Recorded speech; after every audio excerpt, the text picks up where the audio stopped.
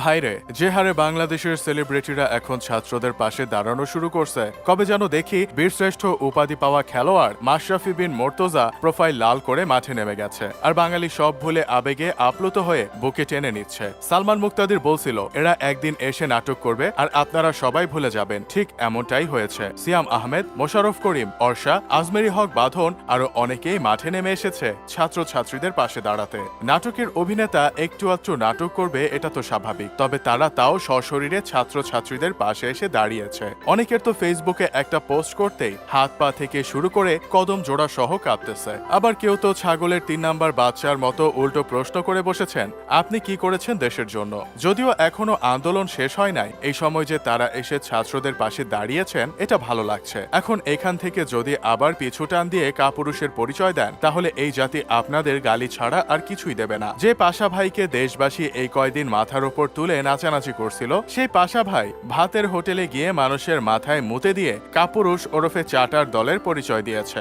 ভাই, একবার চিন্তা করে দেখেছেন, ছাত্র সমাজ যাদের খেলা দেখে আবেগে পড়ে বীরশ্রেষ্ঠ খেলোয়াড় উপাধি দিয়েছিল, সেই শেষ দিকে এসে মানুষের আবেগের মধ্যে হিসু করে দিয়েছে। মানুষের কাছে মানুষের জীবনের চেয়ে ক্ষমতাই বড় হয়ে গেছে। একদল অভিনেতা অভিনেত্রীরা গেছে ফার্মগেট ছাত্রছাত্রীদের পাশে দাঁড়াতে, আরেক দল অভিনেতা অভিনেত্রীরা গেছে বাতাবি লেবু টিভির ওপর হামলা হওয়ার প্রতিবাদ জানাতে। আসলে এসব নাটকের স্ক্রিপ্ট রাইটার কে ভাই? হুট করে একদিনে দুই দলের এত চেতনা কোথা থেকে এলো? হঠাৎ করেই সবাই গর্ত থেকে বের হয়ে আসারও একটা কারণ আছে, সেটা হলো বাংলাদেশের সাইবার ইউনিট ঘোষণা দিছিল যেসব সেলিব্রিটিরা এখনো চুপ করে আছে তাদের পেজ আনপাবলিশড ও মনিটাইজ অফ করে দিবে। এই ঠেলা দেওয়ার পর অনেকে মাঠে চলে এসেছে, আবার অনেকে ফেসবুকে পোস্ট করা শুরু করে দিয়েছে। আসলে ঠেলার নাম বাবাজি। তবে আশফাক নিপুণ ও মোস্তফা সরোয়ার ফারুকী শুরু থেকেই ছাত্রছাত্রীদের পাশেই ছিলেন, এখনো আছেন। আশফাক নিপুণের কথা আর কি বলবো ভাই, সে প্রতিটা সময় ন্যায়ের পক্ষে আওয়াজ তুলেছেন। তিনি তার সিরিজে এমনভাবে দেশের চিত্র তুলে ধরেছেন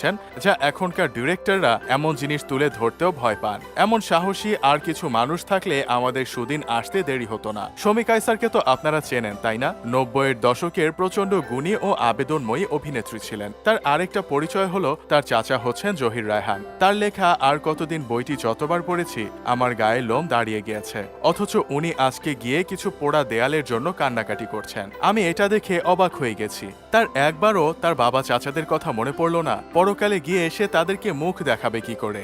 যার বাবা ও চাচা দেশের জন্য প্রাণ দিলেন, যাদের মেরুদণ্ড ছিল ইস্পাত কঠিন, তাদের সন্তান হয়ে মেরুদণ্ড বিবেক সবকিছু বেচে দিতে লজ্জা করলো না? কিন্তু এখন সেলিব্রিটিদের জন্য নিরাপদ বার্তা হচ্ছে আইডি হ্যাক হয়ে যাওয়ার বাহানা দেয়া। যদিও এসব বলে অনেকে পার পেয়ে যেতে চাচ্ছে, তবে এখনকার ছেলেমেয়েরা স্মার্ট হয়ে গেছে, এসব নাটক আর তাদের খাওয়ানো যায় না। যাই হোক, শেষমেশ আমি গোলাম হোসেন একটা কাজের কথা কই। মানুষ বলছিল বর্তমান জেনারেশন একটা অসুস্থ জেনারেশন তৈরি হচ্ছে, কিন্তু তারা এখন দেখিয়ে দিল আসলে অসুস্থ জেনারেশন না, বরং স্মার্ট জেনারেশন তৈরি হয়েছে।